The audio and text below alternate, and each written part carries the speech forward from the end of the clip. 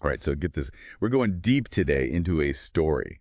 It's like part historical thriller, part parable, part thought-provoking, all rolled into one. Yeah, it's a wild ride. We're going to unravel this tale about a king and a prophecy and a twist that just shows you how important it is to really understand what things mean. It's from the Hasidic tradition, Okay, attributed to Rabbi Nachman of Breslov. gotcha.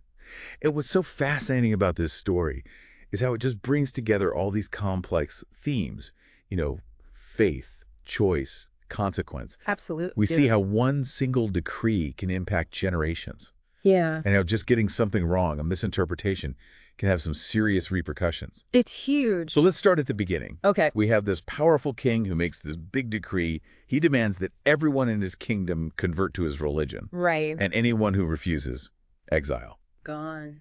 You can imagine the weight of this decision for the Jewish community living there. Oh, absolutely. Faced with this impossible choice, some chose to leave everything behind.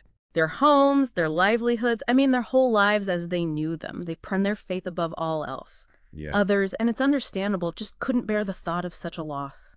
It's heart-wrenching to stay or to go, to hold on to your faith or your home. Exactly. And those who stayed became known as anasim, a Hebrew term for those forced to convert to another religion. Oh, wow. They had to practice Judaism in secret, living in constant fear of being found out. Can you imagine the burden of that? Yeah. Like living a double life. Oh, constantly looking over your shoulder, whispering your prayers, Right. hiding the symbols of your faith. Yeah, it must have been so difficult. Incredibly difficult. And this story focuses on one of these anosim who becomes super important, an advisor to the king. Right.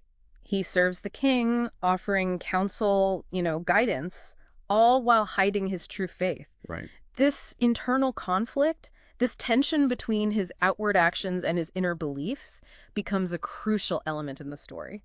So the king's son, who they describe as this wise and just ruler, Yeah. he becomes the target of this dangerous plot, this plot against his life. Right. And our anonymous advisor finds out about it and is immediately faced with this impossible dilemma. Right. Does he stay silent, protecting his secret and his own safety, or does he risk everything to save the king's son? It's a huge decision. This is where the story takes this crazy turn. Okay. The advisor chooses to act, putting himself in so much danger. Mm-hmm. He reveals the plot, saving the king's son from certain death. Wow. And the king is just overwhelmed with gratitude. Yeah. He offers the advisor any reward he wants. Anything. So this is the advisor's chance, right? He could ask for riches, Mm, a position of power, anything his heart desires. But what does he choose? something much bigger. What's that? He requests the right to openly practice his Judaism. Wow. The king, bound by his word and so indebted to this advisor, reluctantly agrees. What a powerful moment. This act of courage, it not only saves a life, but creates a space for Jewish practice within the kingdom.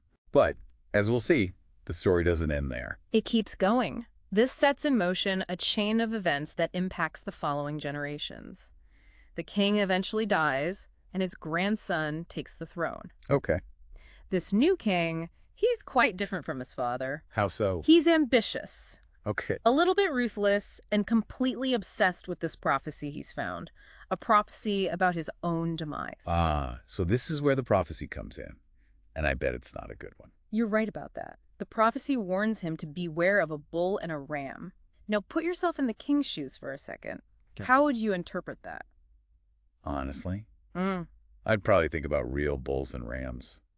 Maybe start watching my back in the royal stables. That's a natural reaction, and that's exactly what the king does. He becomes totally fixated on the literal interpretation. He's obsessed with getting rid of all the bulls and rams in his kingdom. So he thinks he can just eliminate all these bulls and rams, and bam, he can outsmart fate. But isn't that a bit much? What about the farmers, the shepherds, just everyday life in the kingdom? Right? You've got to wonder about that. His actions definitely mess things up in the kingdom. People are confused, probably scared. But you've got to remember, this king is ruled by fear, not reason. He's just so fixated on beating this prophecy that he totally misses the deeper meaning hiding in plain sight. It's like he's so busy swatting flies, he doesn't see the stampede coming right at him. But it doesn't end with him banning livestock, right? No, there's another twist coming. So the king has this super vivid dream.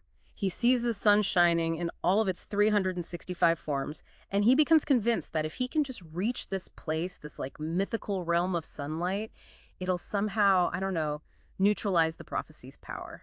So now he's on a quest, looking for a place that might not even exist. What happens next? Well, the king looks for this sage, a wise person known for their mystical knowledge. And get this, the sage actually knows the way to the place where the sun shines in all its forms. But the journey is dangerous, seriously dangerous. Okay, so we have a prophecy, a desperate king, and now a dangerous journey. It's like a classic adventure story. What kind of dangers are we talking about here? So one of the most vivid descriptions is this fiery path they come across. We're talking a wall of flames so intense that anyone who gets within 4 leagues of it is instantly gone. Even the sage is hesitant. I mean, he knows how dangerous this fire is. Wow, that's a huge red flag. Yeah. You'd think the king would stop and think at this point. I mean, he's got this prophecy hanging over his head, and now he's facing a literal wall of fire. But here's where the king's misunderstanding of the prophecy really comes back to bite him. You see, as they get closer to the fire, he sees these other kings walking through unharmed, and they're accompanied by Jews wearing their talit and tefillin. Wait, hold on. What are talit and tefillin? I mean, for those listening who might not know. Sure. A talit is a prayer shawl worn by Jewish men during prayer, and tefillin are these small leather boxes with verses from the Torah inside. They're worn on the forehead and arm during morning prayers. They're both really important symbols of Jewish faith and practice. Okay, got it. So the king sees these other kings, and they've got these Jewish people with them wearing these symbols of their faith, and they're all just walking through fire like it's nothing. So what does he make of that? Well, he just looks at this scene and completely misses the point. And he thinks, well, if they can walk through fire, so can I. Oh, no. This can't be good. He's missing the point completely, isn't he? Yeah, tragically. He's blinded by his own fear, so focused on the literal part of the prophecy that he ignores the sage's warnings. He charges into the fire, taking his entire family with him. And, well, you could say the prophecy is fulfilled. That's heavy. It really makes you think. Sometimes trying to avoid fate is what leads you right to it.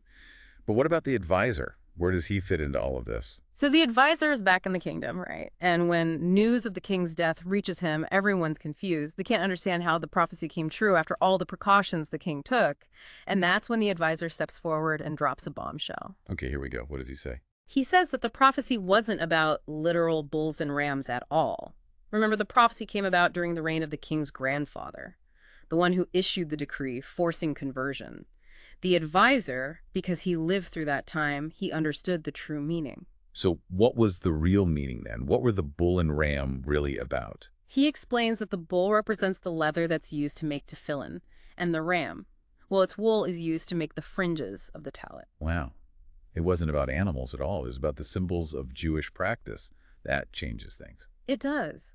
You see, the kings who allowed Jewish practice in their kingdoms, the ones who had those wearing the talit and tefillin by their side, they could pass through the fire unharmed. The king who banned it, who took away the advisor's right to practice his faith openly, well, he met his end because of it. So the king's own actions, the very things he did to try and defy the prophecy, led him right to his death. It's like he was trying to outrun his own shadow. It really is, and it's a powerful lesson about understanding the real meaning of warnings and prophecies. Sometimes what seems obvious isn't the right answer. We need to go deeper to understand the context of these warnings. He was so worried about the bulls and rams, the actual animals, that he missed the real danger, the fact that he was suppressing faith. And that's what got him in the end. Yeah. And this story just shows how dangerous it can be to get stuck on the literal meaning, especially when we're talking about prophecies or warnings. It's like it's telling us, hey, look deeper. There's a message beneath the surface. And it's a human thing, right? We all get signs and warnings in life. It makes you wonder, do we really try to understand what they mean, or do we just react without thinking, focusing only on what's right in front of us? That's a good question, isn't it? I mean, how often do we get lost in the details and the superficial stuff and totally miss the bigger picture? I think this story's like a warning. It tells us to be more discerning, to look beyond the obvious, to question what we think we know. It's like sometimes the biggest danger isn't what we see, but what we don't see, the stuff we just overlook. Right. And forgetting about that can have some pretty big consequences, just like what happened to the king. This story might be rooted in a specific time and place, but it goes beyond that. It speaks to this human tendency to get things wrong, to act out of fear, to try and control things when we're not sure what's going to happen. This whole deep dive has really opened my eyes. It makes me think about how I interpret signs and warnings in my own life. Am I too focused on the literal meaning? Am I missing something bigger? It's a good thing to ask ourselves every now and then. This story wants us to be more aware, to pay attention to those subtle messages, to be open to different ways of seeing things. It reminds us that real wisdom is about trying to understand, asking questions, and being okay with the fact that there might be more to the story than we first thought. It's like the story itself is a kind of prophecy. It's telling us to look past the obvious and just embrace the mystery of it all. You know what I find really interesting? Even after the advisor tells everyone the real meaning of the prophecy, the story doesn't really end there. There's still a mystery.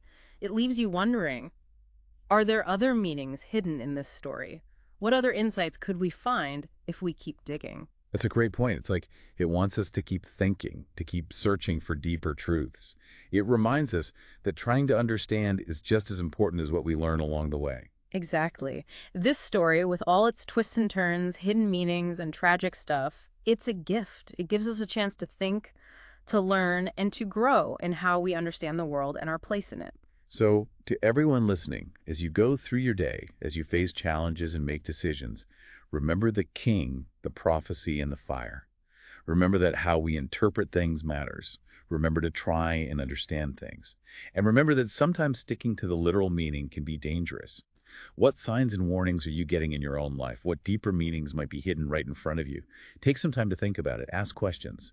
Look for wisdom in unexpected places.